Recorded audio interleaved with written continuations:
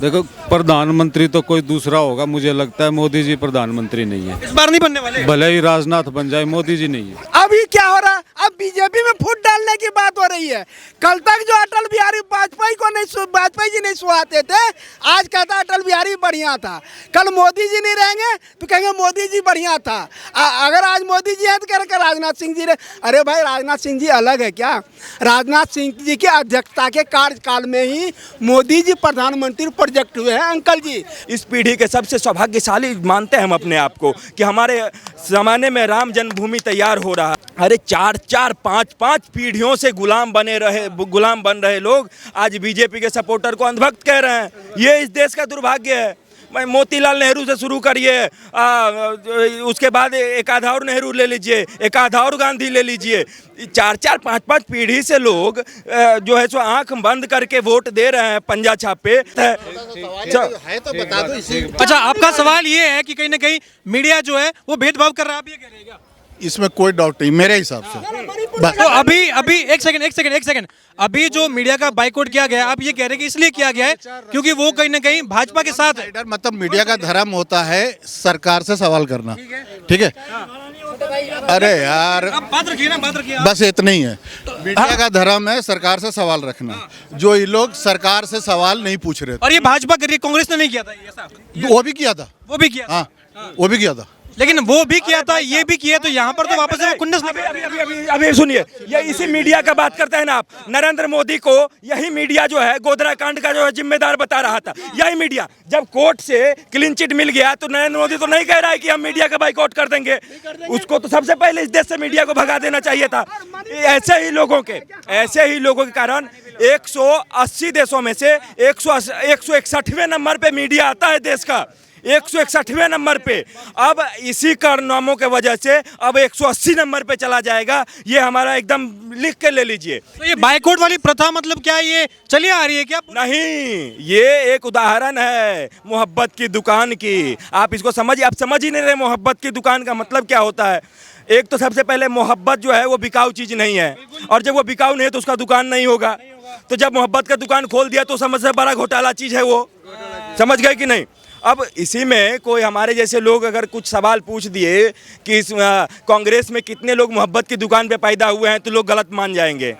मोहब्बत की दुकान पे कितने लोग पैदा हुए हैं ये बता देंगे हमें कांग्रेस के लोग। क्यों बर्फी बांटिए भाई, जब मोहब्बत की दुकान पे पैदा हुए हैं। मोहब्बत की दुकान को एक अलग भाषा में कहा जाता है। खैर, जो भी लोग आते हैं जो ये कहता है कि मोदी से सवाल नहीं पूछा जाता है, हम भी यही जानते थे कि मोदी से सवाल नहीं पूछा जाता है। लेकिन गोधरा कांड वाला कांड जब हमने पढ़ा कि उसमें मीडिया तो मोदी को एकदम साफ, हाँ, लेकिन जब क्लीन चिट मिल गया तब जाके भी लोग अभी भी देख रहे हैं किस तरीके से हो रहा है। जो अरे 4-4-5-5 पीढ़ियों से गुलाम बन रहे लोग आज बीजेपी के सपोर्टर को अंधभक्त कह रहे हैं। ये इस देश का दुर्भाग्य है।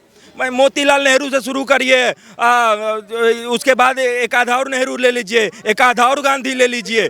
4-4-5-5 पीढ़ी से लोग जो है सो आंख बंद करके वोट दे रहे हैं पंजा छापे, और वो जो है सो 10 साल में बीजेपी सपोर्टर को अंधभक्त कह रहे हैं। ऑप्शन नहीं था ना, देश आजाद हुआ, देश के सामने ही था कि भाई एक पार्टी है। आधे गांव में तो ये तक नहीं मालूम था कि अंग्रेज अभी गए भी है कि नहीं गए। अखबार तो गांव में नहीं पहुंचता था, वहां तो डायरेक्ट फरमान हो गया था कि देखिए नई सरकार आ गई है, ये सरकार है और आपको ऐसे ऐसे ऐसे रहना है, और फिर वही चला आया। तो असल में लोकतंत्र था ही नहीं तब। आप जब बात करते हैं कि तब एक ही पार्टी थी, लोकतंत्र टेक्निकली तब यूज हुआ था 1950 में, और धरातल पे लोकतंत्र कब आया? 74 में, जब दिल्ली की हवा में रहा था लोकतंत्र, दिल्ली की हवा में रहा था।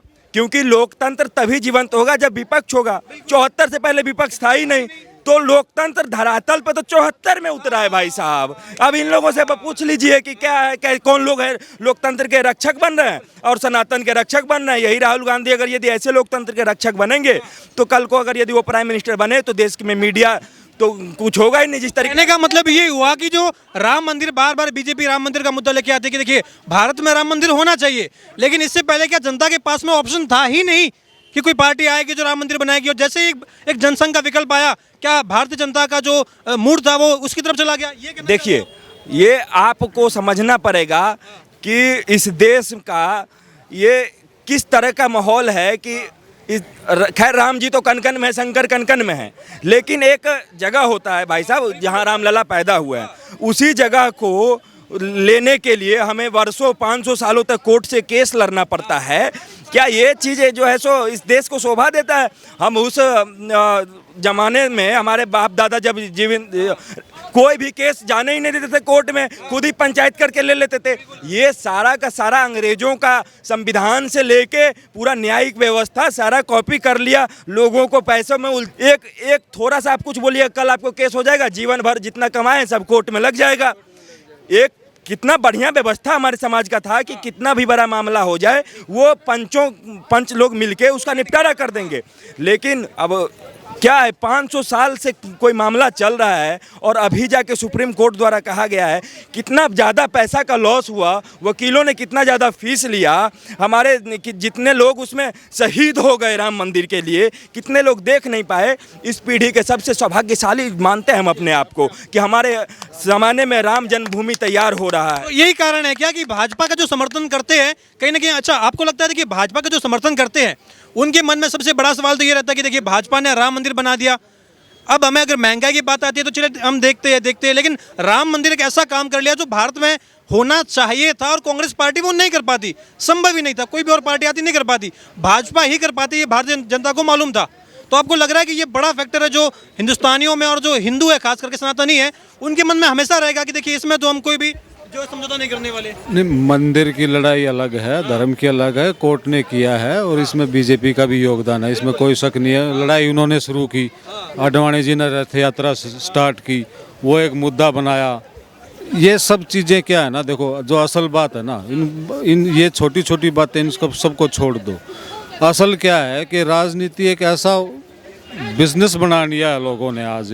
कौन से लोगों ने, किसने बनाया? जो भी पॉलिटिक्स में आते हैं, जो भी किसी भी मोटे मोटे आप किससे कहना चाह रहे हैं? अरे जितनी भी राजनीतिक पार्टियां तमाम कोई पब्लिक के बारे में तो बात तो करेगा, उसका मुद्दा लेके आएगा, लेकिन जब सत्ता में आ जाएगा उसके बाद सब कुछ भूल जाएगा, फिर वो अपना घर भरने लगता है। वो क्या भाजपा भी यही कर रही है? भाजपा में भी बहुत हैं, भाजपा क्यों किसी से अछूती थोड़ी। अच्छा, मोदी जी के 9 साल पूरे हो गए, आपको लग रहा है कि देखिए चुनाव तो वापस नजदीक आ गए, लगभग 6-7 महीने का समय शेष है, लग रहा है कि इस बार वापस से तीसरी बार प्रधानमंत्री नरेंद्र मोदी बनने जा रहे हैं? 9 सालों में कोई देश में काम हुआ है? देखो, प्रधानमंत्री तो कोई दूसरा होगा, मुझे लगता है मोदी जी प्रधानमंत्री नहीं है, इस बार नहीं बनने वाले। भले ही राजनाथ बन जाए, मोदी जी नहीं है। क्यों नहीं बनेंगे? और आपने भी नहीं, लेकिन अगर भाजपा जीतेगी जनता का नहीं, आपका विचार से नहीं, जनता का विचार भी सुनिए। मोदी जी क्यों नहीं बनेंगे प्रधानमंत्री? मोदी जी क्यों नहीं बनेंगे प्रधानमंत्री? जिस विकास की बात आप कर रहे हैं, एक सेकंड, नहीं, मेरे से अंकल, आप आपके बेटा जैसा हो अंकल, मोदी जी क्यों नहीं बनेगा प्रधानमंत्री जब विकास को रफ्तार दिया है? और आपने कहा कि राजनाथ सिंह, एक सेकंड, आपने कहा कि राजनाथ सिंह जी बन सकते हैं, इसका मतलब ये क्लियर हो गया कि जीतेगी भाजपा?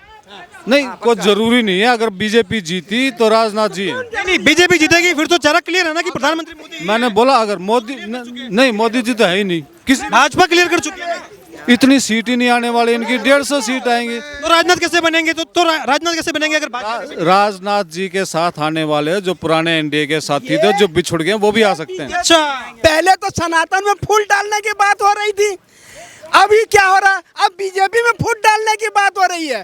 कल तक जो अटल बिहारी वाजपेयी जी नहीं सुहाते थे, आज कहता अटल बिहारी बढ़िया था। कल मोदी जी नहीं रहेंगे तो कहेंगे मोदी जी बढ़िया था।